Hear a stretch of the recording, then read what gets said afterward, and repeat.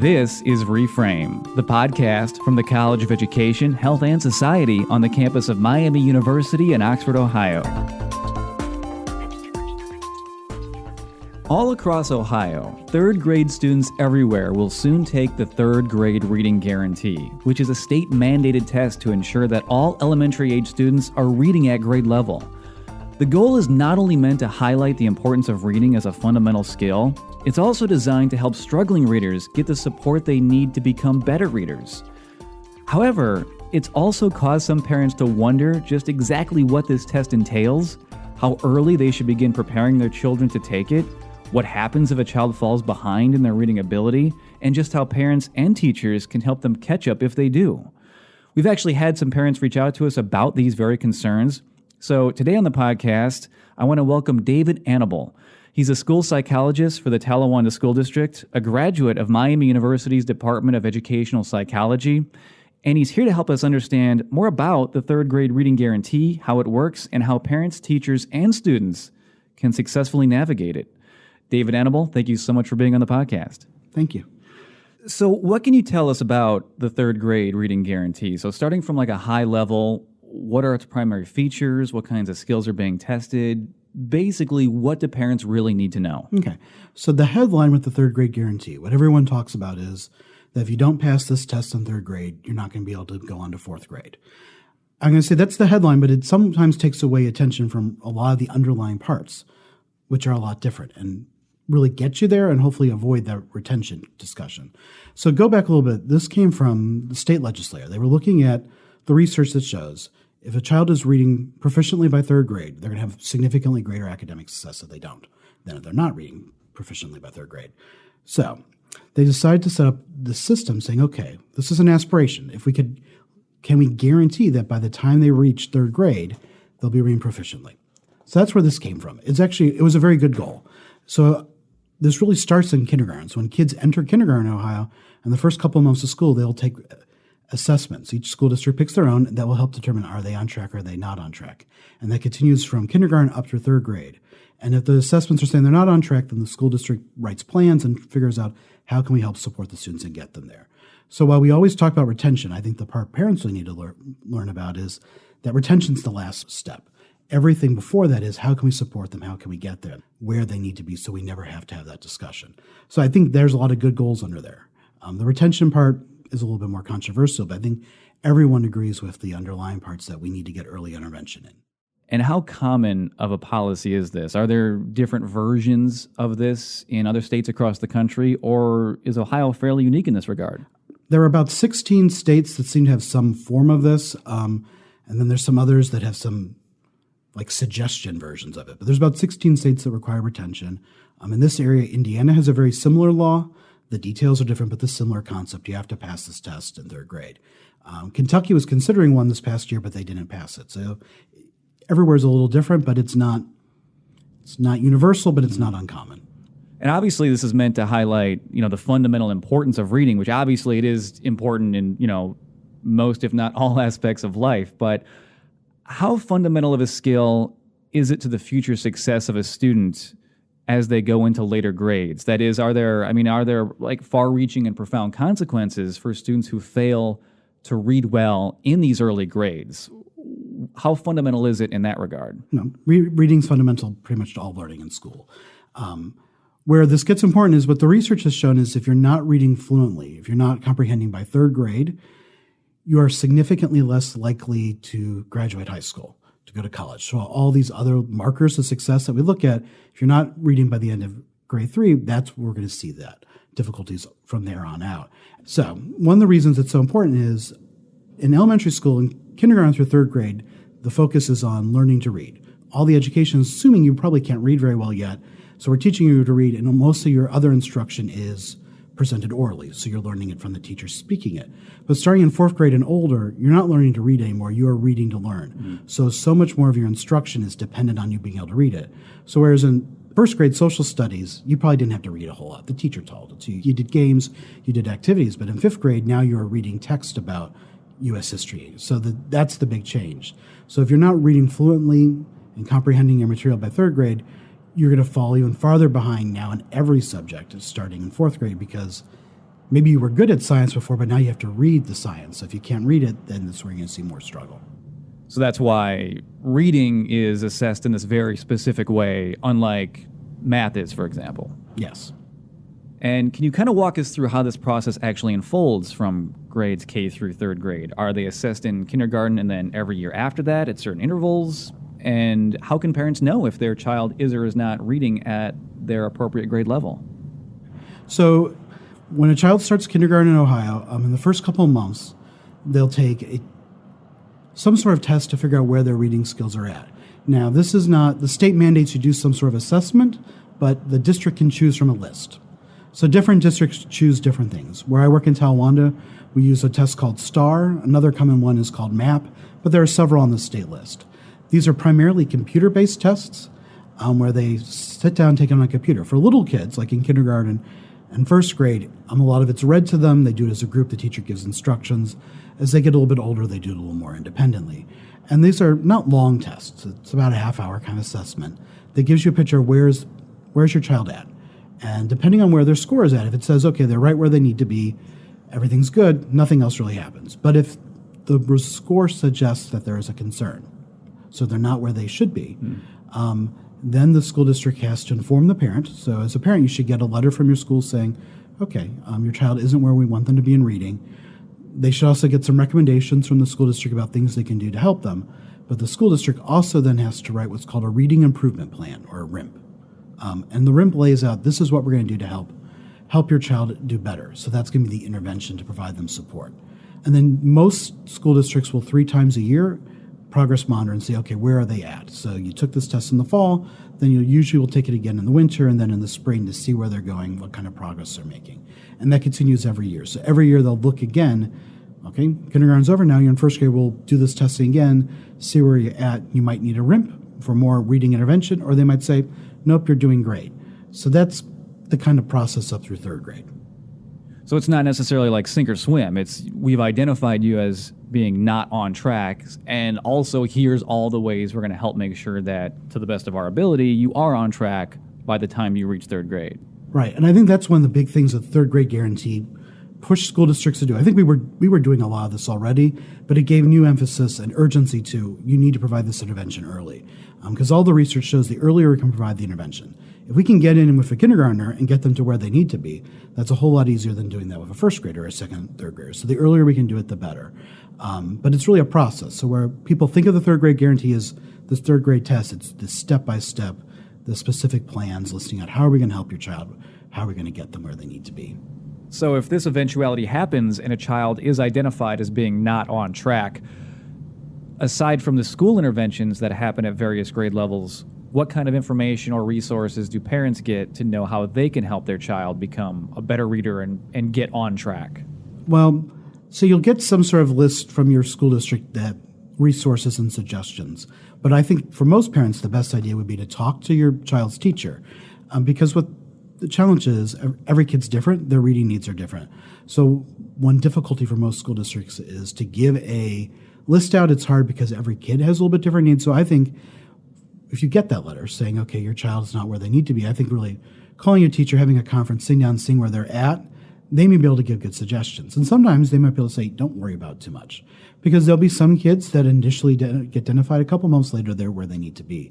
Or they might say, okay, we do have a lot to work on, but talking to your child's teacher will be very helpful because they can give you that picture and really give you individualized suggestions. Because there'll also be some kids where getting that intervention for a half hour a day at school, or plus, the reading instructions, they're getting quite a bit. That's what they need, and they need to go home. And there'll be some kids where they can do study and practice more at home, and there are ones where they need to run around outside. So you don't also want to go overboard and spend all your time practicing reading, because that can be counterproductive too. Sure. So I know you mentioned the STAR and the MAP assessments, but what can you tell us about the actual third grade reading guarantee test itself? What does that actual test look like when they do take it in third grade? Is it taken digitally? What kind of questions are asked? How long does it take to complete? What are the actual logistics of that real test? Okay, so the third grade test is part of Ohio's kind of state assessments, and we do state assessments in Ohio, third grade through eighth grade kind of in general, and then in high school there are subject area specific. So it's part of that system.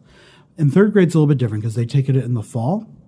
All third graders take the reading test in the fall, and then usually in October, November, that area. And then they will take it again in the spring. So they'll take it twice. If they happen to pass it just the first time, that's great. If they don't, that's okay, because it's an end of the year test they're taking in the fall. And then they'll take it again in the spring. The test itself, in most school districts in Ohio, it's electronic. You take it on a computer. There are a few districts where the state has allowed them to keep doing it by paper. Every year the state debates whether or not they're still going to let them do that. So, and then there are some kids with disabilities who might take it in an alternative form. But usually it's on a computer. And the test itself is made up of a combination of comprehension questions that are multiple choice. Some are filling in tables. And then there are some short answer ones that if you're on a computer, you'll type out the answer to. So usually you'll be given like a reading passage. Ideally, the child would read through the passage, answer the questions, and then look back at the passage to help answer them.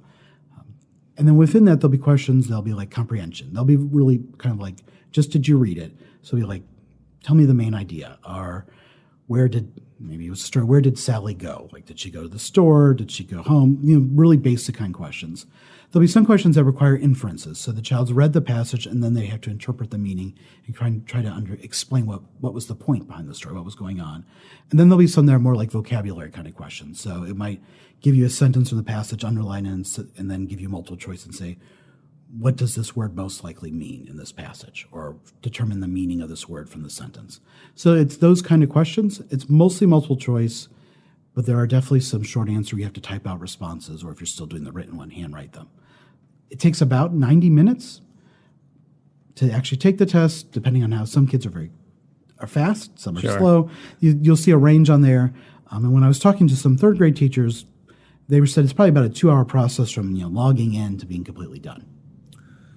So I imagine there must still be parents who may wonder still, like, what if my child fails? What if they fail that second time? Or what if there was no sign of them even struggling in reading and they still fail because maybe they have test anxiety or just didn't do well that day for some reason? Or maybe they were struggling, they were identified as being not on track, did get extra help, but it just ultimately wasn't enough and they still don't pass. What happens in those situations? Okay. So after they first take it in the fall, so we get those results usually near Christmas time. At that point, if they were a child who was they fail it, in the past they were a child who we never noticed before, and that actually does happen on occasion. That puts up big red flags. So then we're trying to figure out why did they fail it. But we're immediately then required to give them a reading improvement plan, the RIMP that I talked about before, and look at what kind of interventions we need to provide. So that's when we will start strategizing for them. For most of the kids who maybe failed but who we knew they were struggling, that's when we continue that plan. We look at how did they do on the test, because now we saw, so we can see where there's some areas of weakness. We get some information from the state.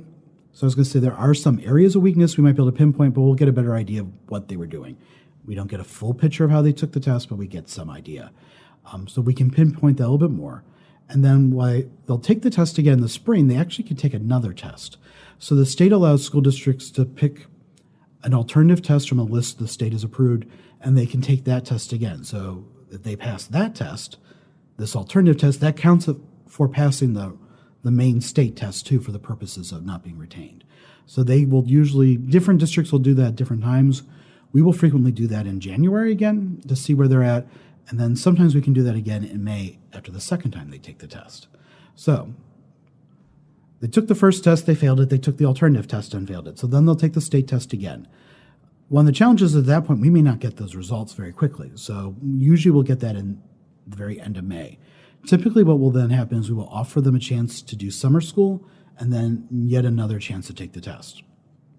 Hopefully at that point, with the summer school, the additional support, then they'll pass the test in the summer, and then they move on to fourth grade. Now, let's say they don't do the summer school, they don't pass it. Then at that point, according to the law, they're supposed to be retained in third grade. Now, in practice, sometimes that means being completely retained in third grade. You don't move on to fourth grade. Sometimes that means you go into fourth grade for all your subjects except for English. We continue doing the English language arts instruction for you, and we provide extra intervention with the hope that you then pass the third grade test again in the fall of what would have been your fourth grade year. And if at that point you pass, then you just continue on in fourth grade. So that's kind of a district level decision about how they want to handle that. Sometimes they'll say, okay, now you're completely redoing third grade. Sometimes we'll try this again, kind of one last time, to see can we get you past at the beginning of fourth grade. It's hard because there's not a short, clear answer because there's a lot of different paths. So there's a lot of different options. So retention is truly the last resort.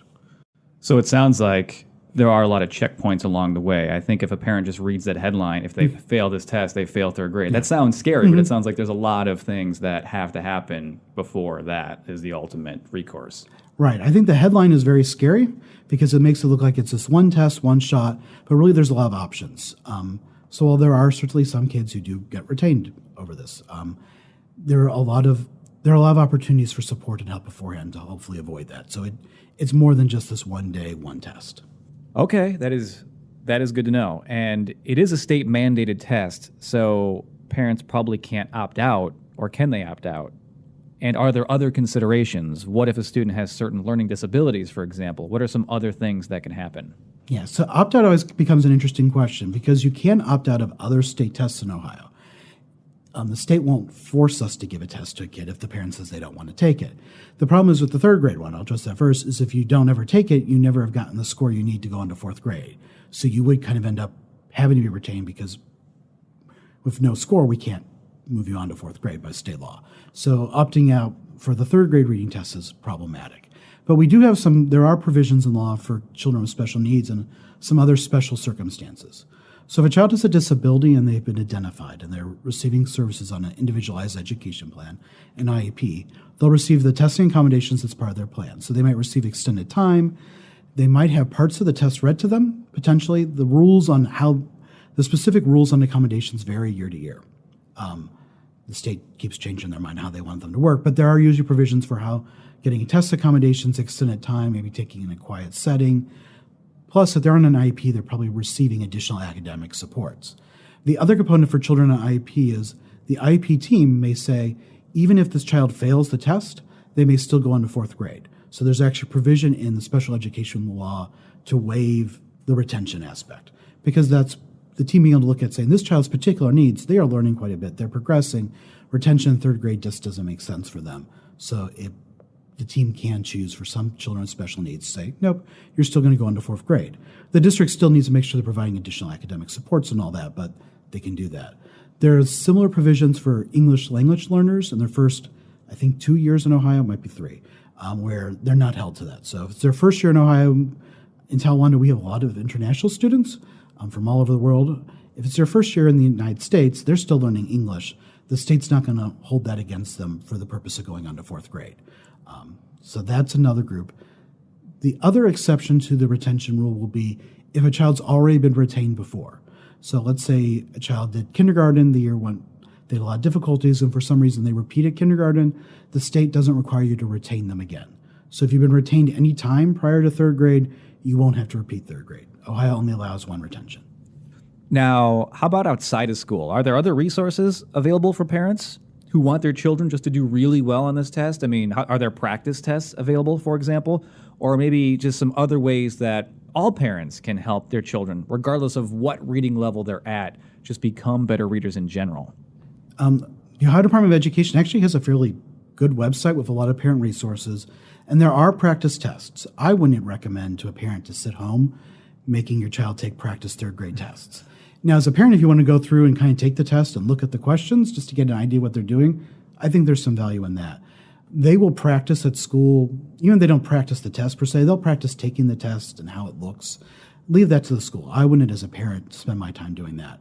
I think probably the most important thing a parent can do to kind of help support their child's reading is just read at home, especially by really from birth on up, just reading. Taking the time when they're younger, reading to them. As they get older, having them read to you, trading back and forth, all the opportunities they can get to read. The other thing research shows is just being in a home where reading is important. Just seeing your parents read, having books in the house, that can make a huge difference. So I would tell parents to just do that kind of basic stuff over worrying about the specifics. If they're particularly concerned about the specifics, talk to your child's teacher and get an idea what are they working on and find out how maybe your teacher thinks you could help support them at home. But I wouldn't say go out and buy every flashcard on earth and do all that. Just practice reading. Some of the most effective interventions to improve reading are all interventions that just require practice, just repeated readings, reading over and over. So the more you read, That will be the best benefit to you. For little kids, even before they're reading, just when you're out in public, pointing at things, saying, oh, what's that letter? Just that kind of simple communication and using the literacy, the language that's around you, I think is probably the best thing parents can do rather than worrying about teaching my child this one individual skill. Wonderful. Well, last question I have, any final thoughts for parents since we've talked about a lot of the different aspects of the third grade reading guarantee? What are some final things that you just want parents to keep in mind? I think for parents who have elementary school kids in Ohio or in other states that do this process, rather than focusing on the retention aspect or this test, really look at the process and say, okay, how's my child doing? And don't depend on this test as the one source of information. So while going into kindergarten, you're going to get this reading score and they'll tell you if they're behind. When you get that, just don't look at the score. Talk to the teacher, find out where they're at. The teachers are with them 6 hours a day. They know them well. Find out where they're going. Talk to them and have that communication and watch that early intervention part of it. See where we're getting. Rather than worrying about this end result, this one test, I would more focus on the process, the time going through, learning while they're learning to read. Because this endpoint retention it sounds really scary, but it doesn't happen very often. I mean, personally, I wish it wouldn't happen at all. I'm not sure it's the best approach. But all these early intervention parts are a very good aspect. We are helping them get there. So that's what I would focus on. Instead of worrying about them passing the state test, instead look at how can we help improve their reading, where are they at, and celebrate successes there regardless of any of those other difficulties. So look for their success, look and try to celebrate that, and also try to find ways you can support the reading early on rather than just spending your time worrying about retention.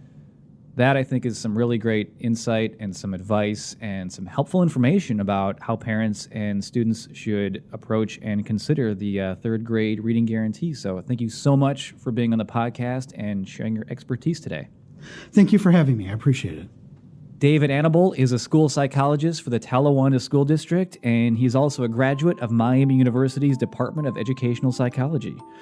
This is the Reframe Podcast. If you've enjoyed this episode, please share it with your students, with your colleagues, with your family and friends. There are many more episodes available for free right now on Apple Podcasts, on Stitcher, on Spotify, or wherever you get your podcasts.